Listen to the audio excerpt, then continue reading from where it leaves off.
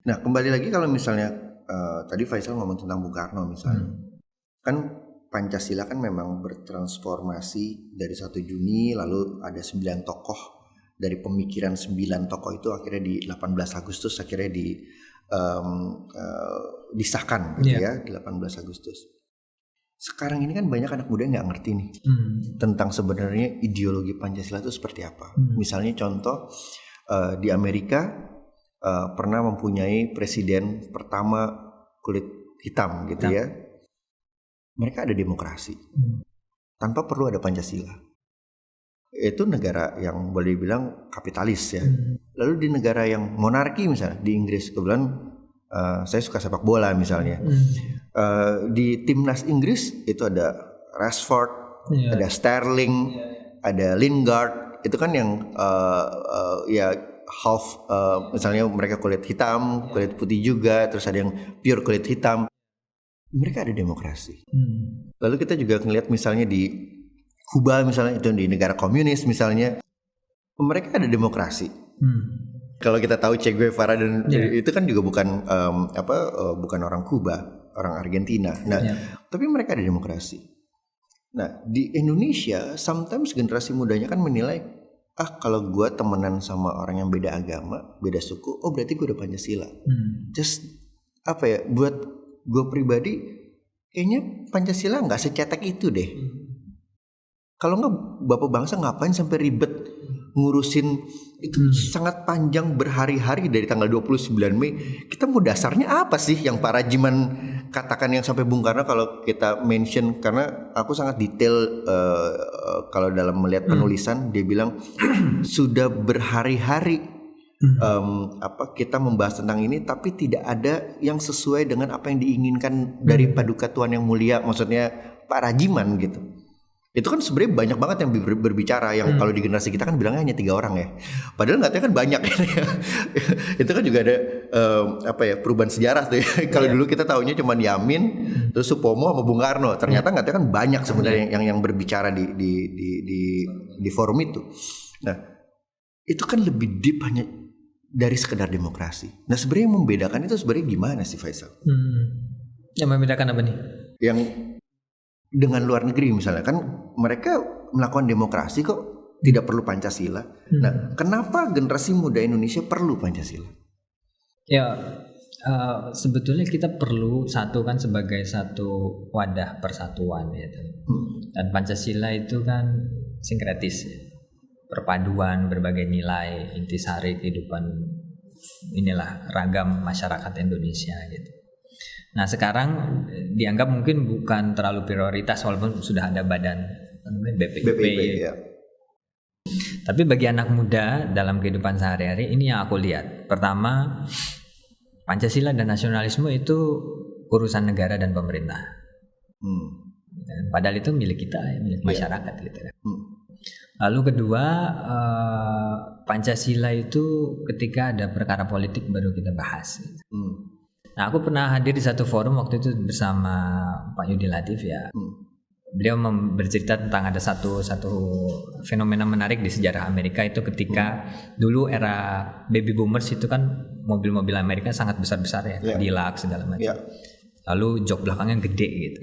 Nah, itu era-era flower generation tuh biasanya jadi tempat berjumbunya anak-anak muda kan jok belakang.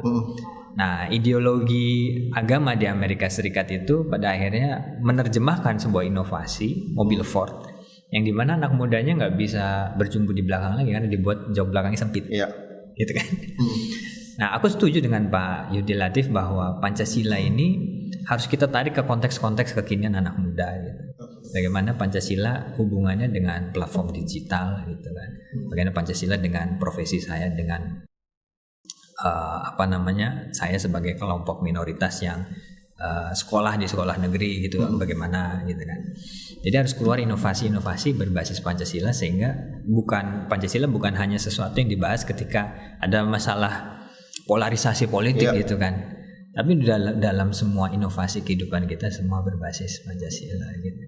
Berarti yang waktu itu aku bilang sama Faisal juga harus ada platform atau pengajaran atau ilmu literasi digital berbasis Pancasila itu penting ya? Penting dari anak SD. Ya.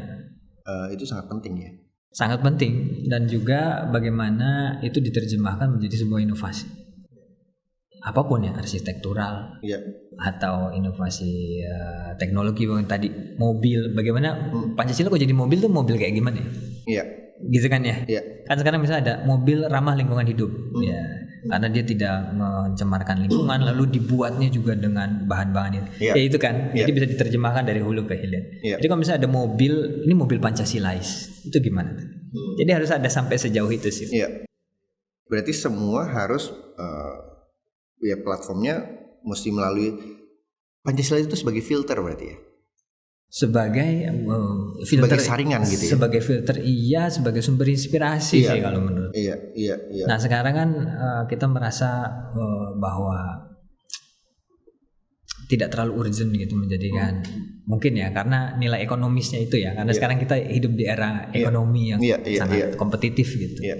Bahwa kalau aku mengambil inspirasi dari Pancasila belum tentu jadi produk keren nih gitu. Iya. Nah kita harus mengubah diksi itu bahwa Pancasila bisa jadi produk keren. Kalau misalnya aku bikin kreasi lagu rap gitu, inspirasi dari Pancasila bisa jadi keren gitu.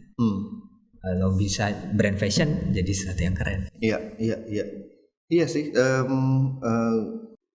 Sebenarnya kalau aku lihat juga Pancasila ini kan sebenarnya berkaitan dengan geopolitik dan geoekonomi. Yang sekarang generasi muda kayaknya nggak tahu tentang itu kan. Karena beban hidup mereka kan sudah lebih berat kan sih Faisal. Maksudnya dengan ada social media, you know about flexing, dan kayaknya beban dan mentalnya kan lebih berat ya.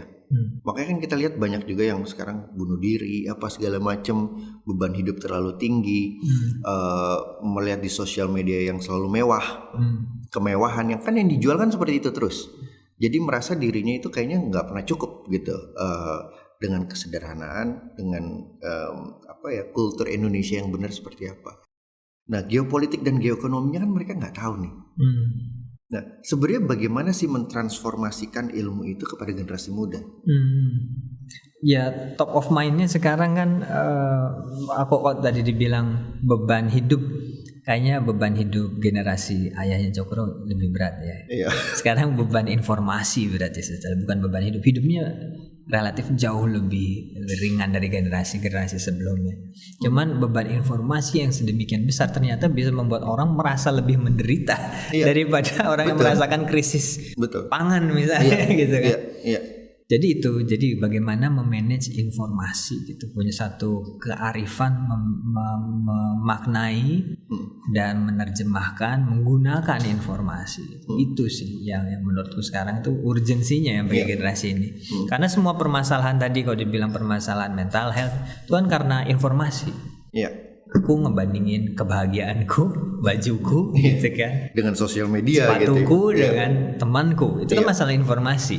Kadang juga bukan teman lagi, orang yang dia nggak kenal dan itu di sosial media kan. Jadi sekarang bebannya beban informasi. Oke. Nah kembali lagi kalau tadi kan kita bahas tentang internet, literasi digital, geopolitik dan geoekonomi yang sebenarnya juga ini kan platformnya yang seperti Faisal tadi bilang, yang bagaimana Bung Hatta bikin koperasi itu kan sebenarnya kan berarti kita kan hidup dengan masyarakat yang sosial. Tapi kembali lagi, apa sih yang harus dimengerti sama anak muda? Contohnya kan kita tahu lah, sering kita bahas misalnya tentang tanah jarang misalnya, tentang thorium. Itu sebenarnya seperti apa sih Faisal, untuk kita sebagai generasi muda harus tahu tentang itu? Ya dulu kita punya gelora untuk membahas ideologi itu kan untuk membebaskan. Jadi semua dibahas, yang mana ideologi yang pas, yang ini menjadi sesuatu acuan hidupku. Sebenarnya tujuan akhirnya kan aku ingin menjadi manusia yang bebas, gitu. Yang merdeka. Gitu. Nah sekarang permasalahan ideologi itu menjadi mungkin ya tidak menjadi prioritas juga sama tadi bahasan tentang Pancasila, karena dianggap kita sudah bebas kan. Bebas lewat sosial media aku bebas berpendapat, bebas posting konten apapun. Sekarang ada media OnlyFans yang sekarang itu juga jadi catatan tersendiri gitu. Tapi sebetulnya ya kita perlu mengkritisi kebebasan kita sendiri gitu. Menurutku itu tahapan pertama. Dulu kalau tidak salah Malcolm X juga bercerita ya bagi kaumnya gitu kan, kulit hitam di Amerika Serikat, kalian tuh berasa sudah bebas ketika kalian kerja di rumah-rumah mewah melayani tuan-tuan tanah gitu. Kalian sebetulnya budak, bukan budak yang dipekerjakan di ladang lagi, tapi budak yang dirumahkan, sama aja tetap budak gitu. Jadi kalau kita setiap hari itu di rumah itu atau jadi kita harus mengkritisi diri sendiri gitu, apa aku bebas nggak sih sebetulnya nih di rumah nih, walaupun aku terhubung dengan dunia gitu kan. Sehari harus ada konten 1 gitu. Sekarang kan ada target kan. Iya kan. Nah lalu tadi kaitannya dengan energi baru itu ya, kita perlu geopolitik dunia itu juga sekarang berubah juga jauh banget ya. Berubah. Kalau dulu bicara sosialisme misalnya sudah bergeser ke arah gerakan lingkungan hidup gitu. Lalu berikutnya apa sih? Berikutnya tentang ya ini semua teknologi, inovasi yang sebetulnya di belakangnya ada ideologi juga, ada kepentingan juga, ada orientasi profit juga gitu. Jadi tidak bisa menjadi anak muda yang naif merasa bahwa dunia itu tanpa kepentingan gitu. Dan kita harus terus selalu sadar dan kritis. Itu kan anak muda harusnya begitu ya, sadar dan kritis gitu tentang kondisi terkini dunia itu seperti apa gitu. Berarti sebenarnya kita udah kembali kayak zaman VOC lagi gak sih, Faisal? Ya kalau VOC dulu diulas dan dikaji sebagai wujud kan dulu kan perdagangan besar juga, global juga, international company yang di mana-mana gitu ya, meskipun akhirnya jatuhnya karena korupsi juga. Tapi itu kan waktu itu ya the biggest company juga lah. Seluruh dunia tahu itu VOC. Yang orang kita dulu mau menyewakan lahannya buat mereka, akhirnya orang-orang kita dijadikan pekerja di sana, dan akhirnya juga dijual lagi buat kita juga pakai. Nah sebenarnya kan sama aja, cuman beda ya, embrionya sama nggak sih Faisal kalau saya lihat ya? Iya, jadi tapi kan permasalahannya dulu kaum pemuda itu mengkritisi akhirnya kan. Yang dia bilang untuk saya dulu sekolah hanya untuk mengukur. Iya kan. Karena setelah itu saya jadi tukang ukur kan. Gitu. Tapi mereka mengkritisi gitu. Nah sekarang ya sama, ada perusahaan-perusahaan besar dengan bendera digital gitu. Tapi mungkin kita kurang kritis juga kali ya, karena kita terlalu mengidolakan, kita sangat mengidolakan Google, sangat mengidolakan Tesla, sangat semua itu sangat mengidolakan Apple gitu, tanpa kita mengkritisi sebetulnya mereka ini apa namanya membawa ideologi apa, kepentingan apa, sejauh apa profit mereka gitu, sejauh mana mereka mengambil keuntungan dari kita gitu kan. Nah itu harusnya tugas anak muda, karena kalau udah dewasa udah berkeluarga terutama kan lebih mikirin dapur ya.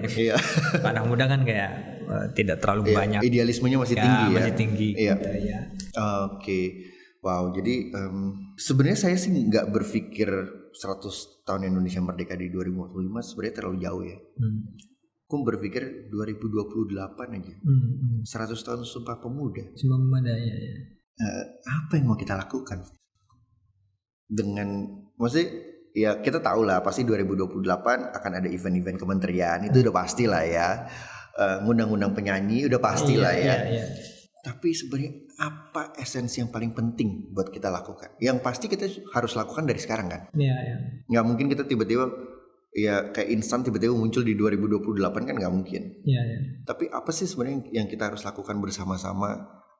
Dari sekarang, movement apa yang sebenarnya harus kita lakukan bersama-sama? Karena saya melihat sendiri, kadang kita kan berjalan sendiri-sendiri ya.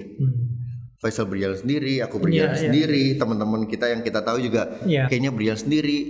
Kadang kita juga disusupi juga nggak sih? Disusupi orang-orang yang punya kepentingan juga buat mereka menonjolkan diri mereka di kelompok kita.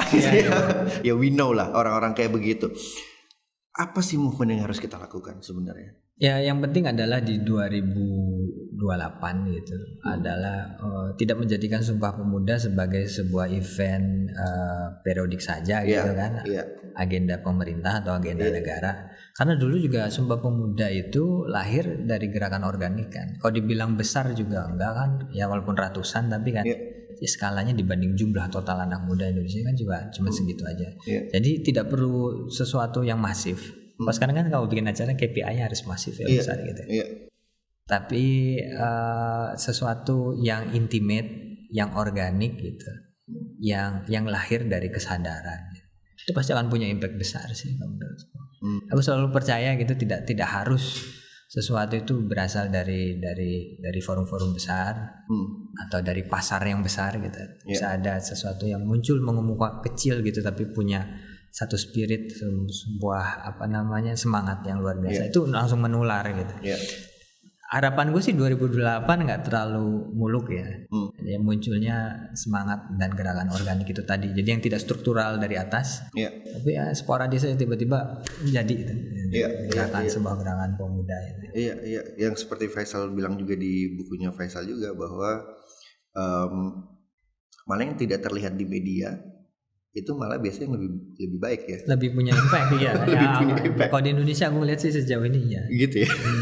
Yang tidak terlihat di kasat mata gitu ya. Itu malah punya impact yang luar biasa ya. Punya impact luar biasa, betul. Oke, wow itu keren banget sih. Berarti kita harus lebih sering bertemu ya.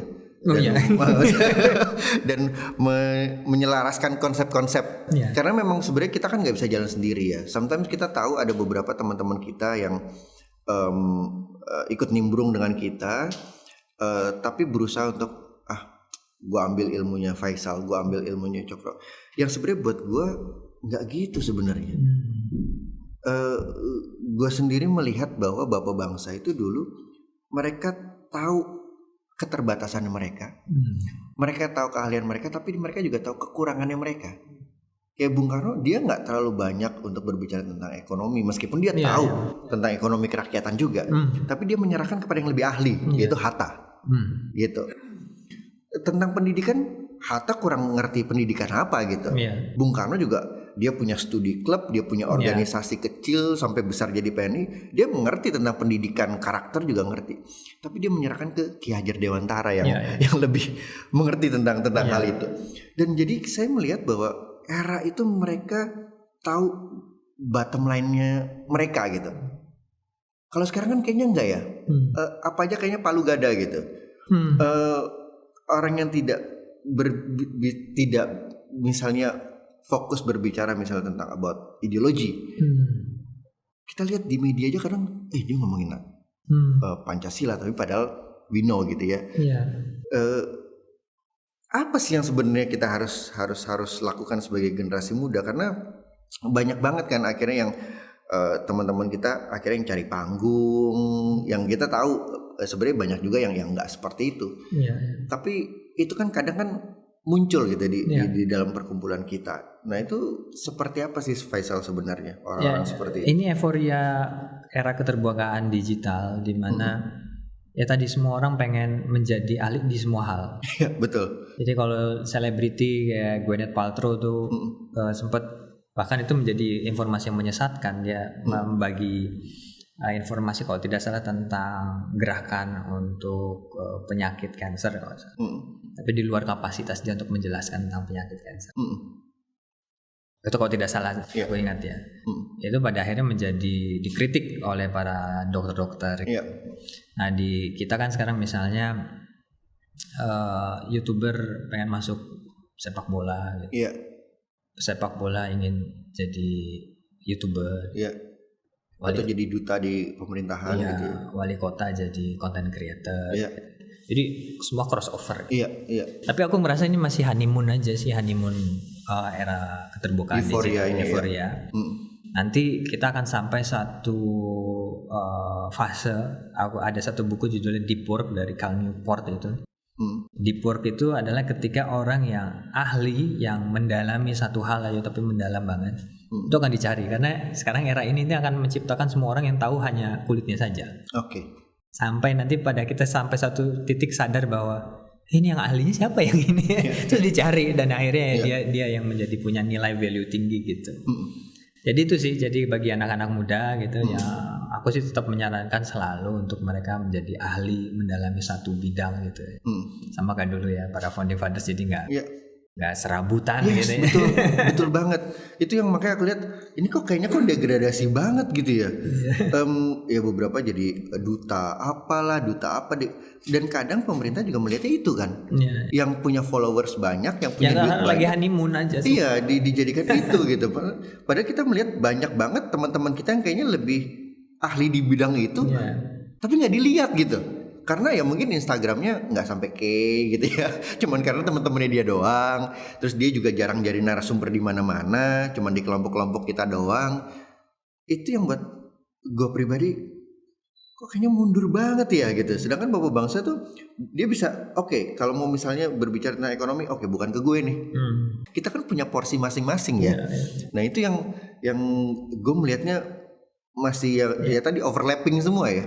Bukan masih lagi seru-serunya overlapping. Lagi seru-serunya overlapping. Iya betul. Oke, nah terus ini juga sebenarnya di tengah-tengah kita ini nih ada kaos. Beri aku 10 pemuda. Itu ada Instagramnya juga. Nanti ada di ini juga Instagramnya. Faisal bikin kaos ini. Dapat mimpi apa bro? Untuk bikin kaos ini khusus kepada sosok Bung Karno. Ya sebetulnya ini awalnya diskusi ringan tentang gimana sih gagasan untuk bisa membuat anak muda aware lagi dengan sosok Bung Karno gitu kan. Lalu diskusi itu berkembang gitu, menjadi beberapa ide lah gitu. Lalu ide itu pada akhirnya setelah diskusi lagi kok idenya jadi makin mengerucut gitu. Dan kita akhirnya melakukan riset, dan ini kan sesuatu yang penting ya, sesuatu yang saya tulis juga di buku bahwa memori kolektif itu penting untuk terus ada bagi generasi muda.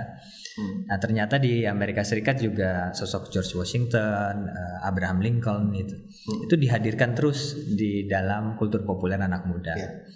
Kalau ada yang ingat, nggak tahu deh teman-teman, pemirsa YouTube ini, ada yang dulu pernah nonton film Abraham Lincoln Vampire Hunter. Yang jadi vampir itu ya. Itu kan sesuatu yang kalau kita telisik lagi, ini beyond banget ya. Kita bisa mengimajinasikan beliau menjadi superhero yang membantai vampire gitu. Out of the box banget ya. Out of the box. Jadi sebetulnya kita berupaya untuk melakukan hal yang sama sih. Jadi menghadirkan kembali Bung Karno dengan sekian ragam karakter beliau ya. Dan mitologi kan kayaknya Bung Karno salah satu presiden yang punya banyak sekali mitologi ya. Oh beliau tuh bisa gini, beliau bisa gitu. Nah tapi dihadirkan secara visual dengan kita melibatkan anak-anak muda ya, ilustrator digital gitu, untuk mereka reimagine aja, menafsirkan ulang Bung Karno. Dan aku yakin kenapa medium fashion streetwear t-shirt itu menjadi pilihan, karena kalau kita nempel ya gambar di badan ya. Aku kadang tuh dikasih t-shirt band apa gitu sama temen tuh, ini band gua nih t-shirtnya ya. Kita mengalami era itu ya. Iya. Aku nggak dengerin lagunya Cokro gitu kan ya.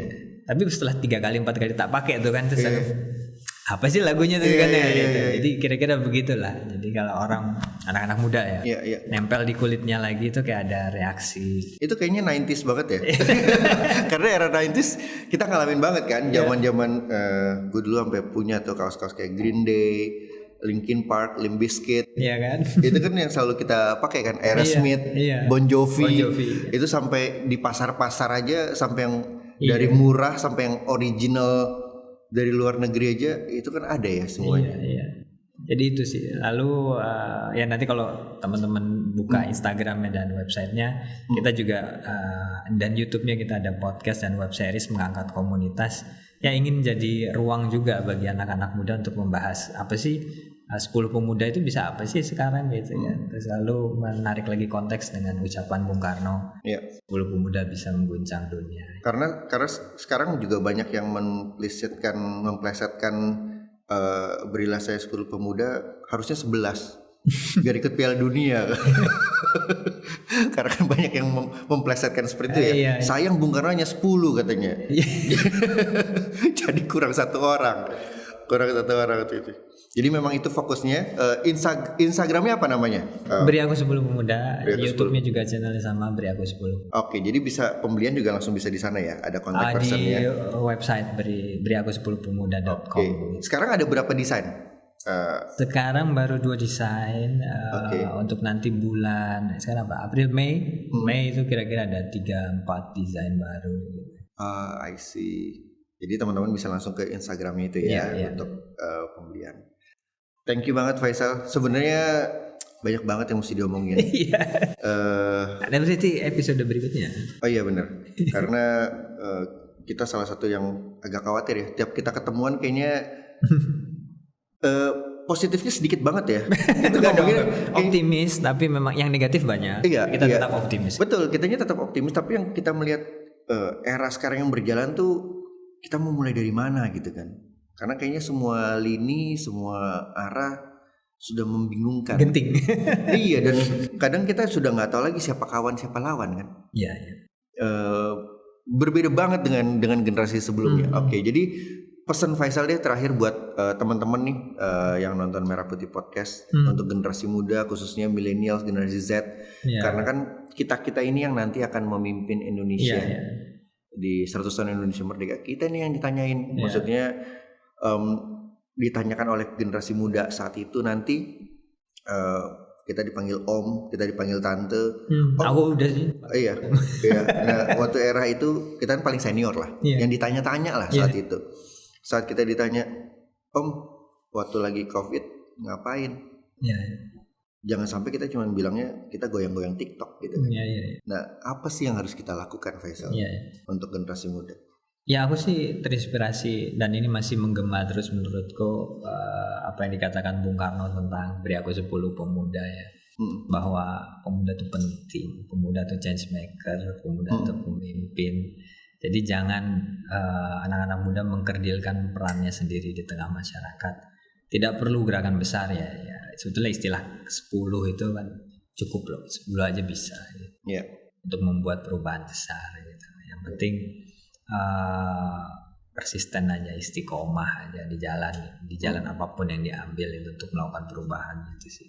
Oke. Terima kasih Faisal, terima kasih sudah datang di Merah Putih Podcast.